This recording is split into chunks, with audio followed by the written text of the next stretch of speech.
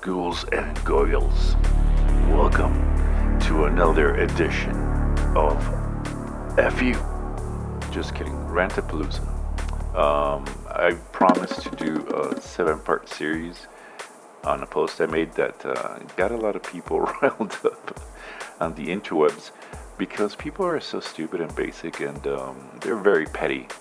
And the internet has effectively, amplified that.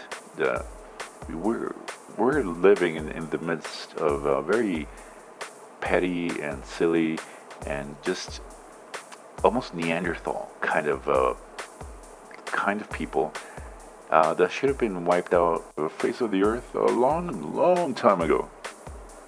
But I guess progress is very slow, and I guess patience is a virtue. So we have to be patient with the evolution of, the human mind and humanity as a whole. Metalchurch. So now I'm going to do the Metalchurch, little ranty, and let's see where it takes us and how many butthurt people there's going to be out there. A lot of those traditionalist, mindless drone zombie people that seem to just dwell on forever, daily, on FB especially. But anyways, I digress. So my choice for Metalchurch's only really truly great album is The Dark. And that was their second album because in 1986 a lot of great things were happening. We had Master of Puppets, right? And we also had Peace Cells. And not to mention a little album called Rain and Blood. So these guys were top of the pop back then. And with Metalchurch, they really were kind of very underdog, like a little bit late in the game. Maybe some might say like they were part of the second wave of proto thrash metal, heavy metal. They straddled the lines, right? They weren't exactly thrash. They weren't exactly heavy metal. They were like somewhere in between. Some might call it speed metal. Older people might call it power metal. But the thing is, yeah, they straddled the lines. And they refused. They just stayed on the fence. They refused to join a definitive genre up to 1986. After that, it was different. Because the main songwriter, the main dude, the guitarist, I forget his name, a very German name, he left.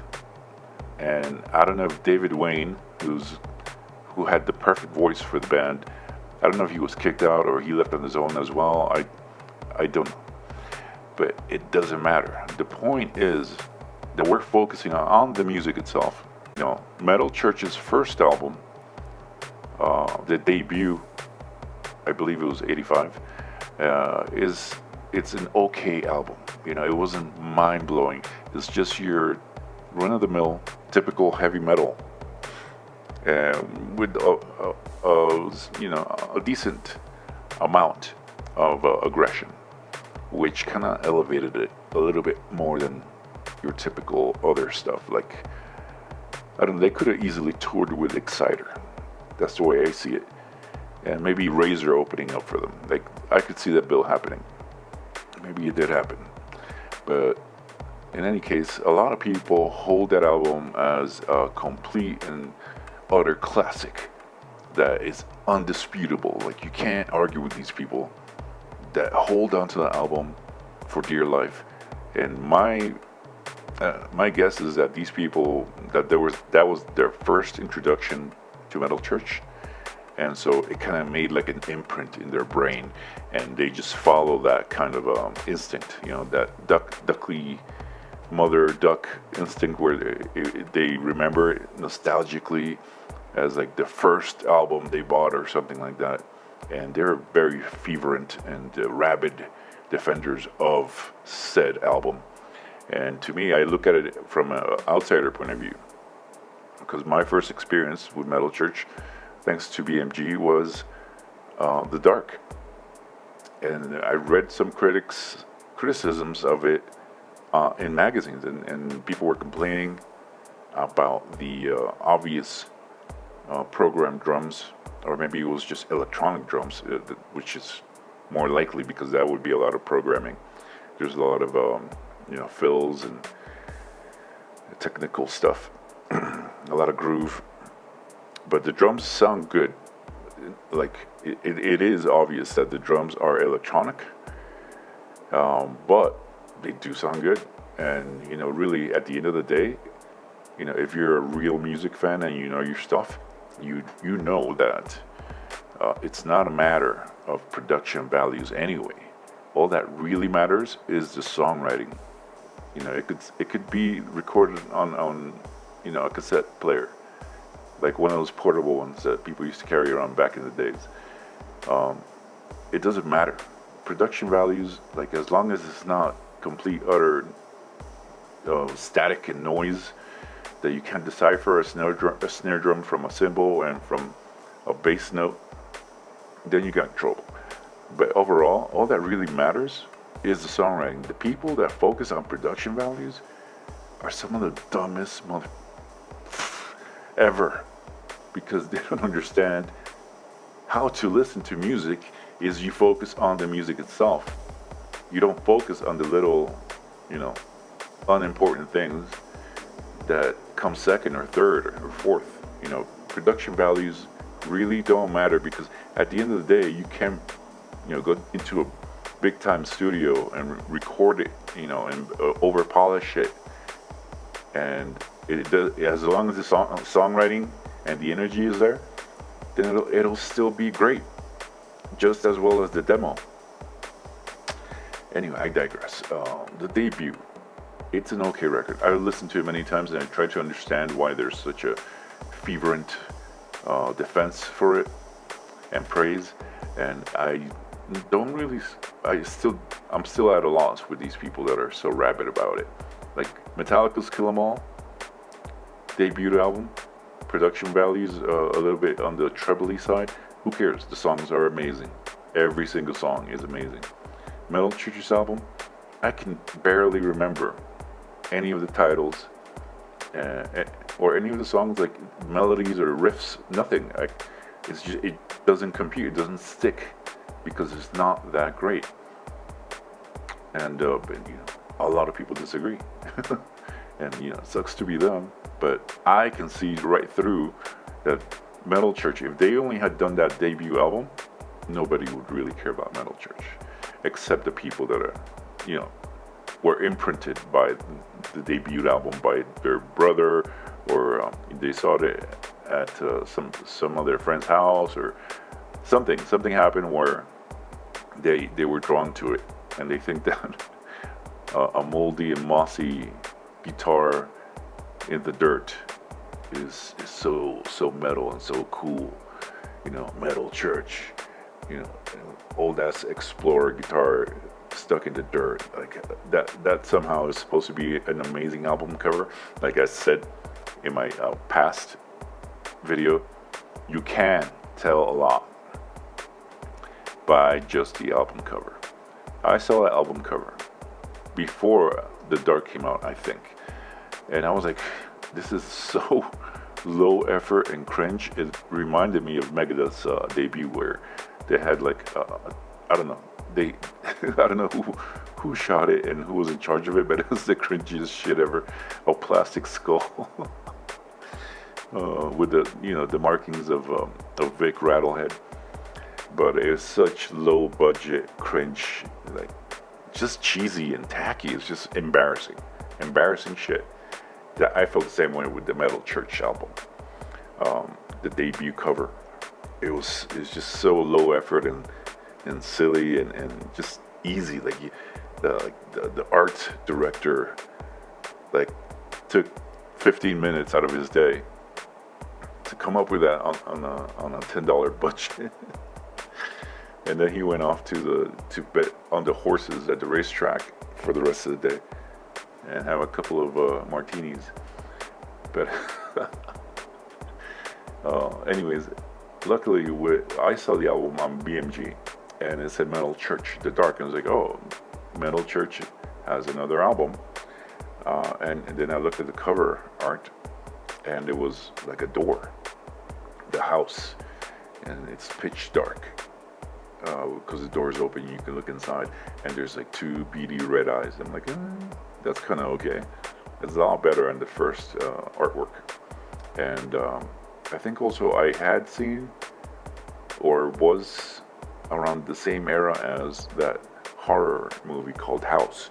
Now in House, phantasmagoria was happening, and there's even like odd references to like Sergeant D that and Overkill. Actually, there was a flying skull bat in the movie, and I thought it was like a very metal movie. Surprisingly, it did not have any metal in it.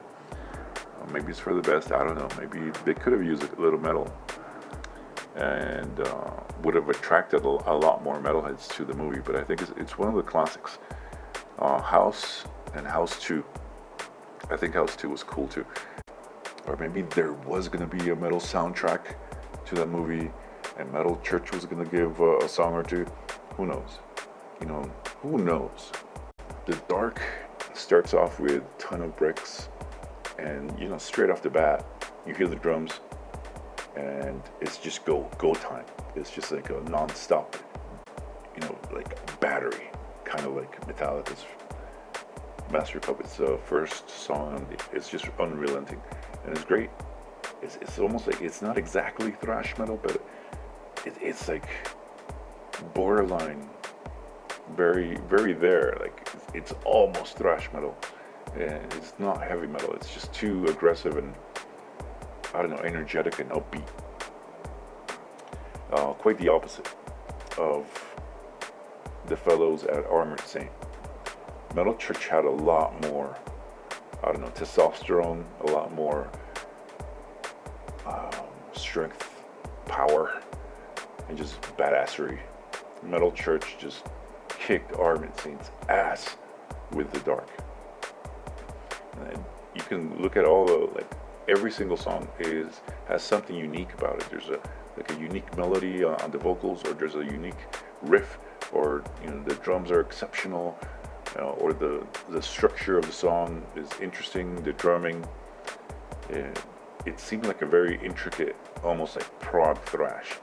The Dark had a video for "Watch the Children Pray," which is a really good song, and the video's all right, but you can tell the money was there with Badlands. It was crystal clear. It was a cool concept.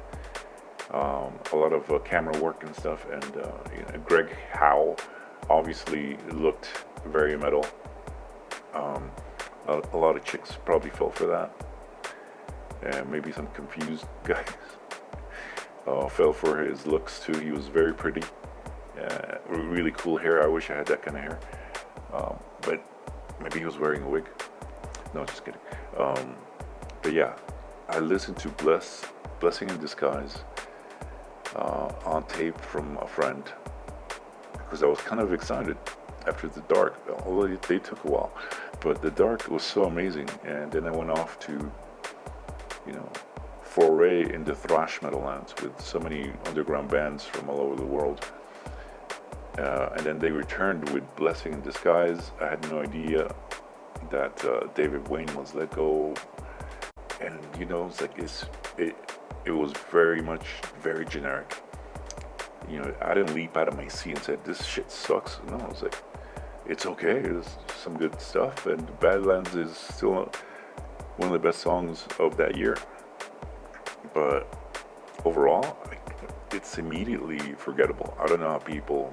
I know how people fall for things, and it gets imprinted in their brain, and then it becomes this nostalgic thing which they defend to the teeth. These people are ridiculous. So that's how it goes. In any case, Metalchurch kept going, but they definitely fell out of grace. They never really kept up the momentum that they built up with the Dark, and to an extent the commerciality of, or the attempt at commerciality with Blessing in Disguise. And you look at the album cover, And you immediately can tell there's very low effort. There's no budget for artwork, and they didn't want to pay a graphic artist for it,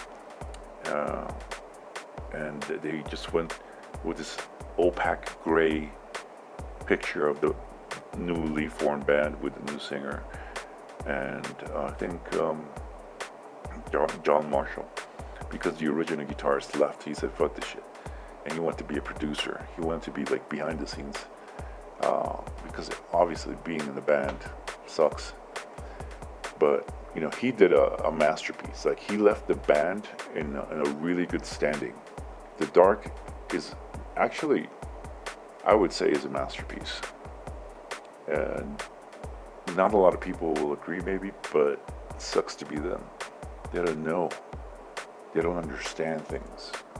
They are feeble creatures that are driven by trivial pursuits, trivial matters that are indoctrinated in their brain, and no one educates them. So you're welcome. I'm here for that. I'm here to educate the feeble-minded plebeian public.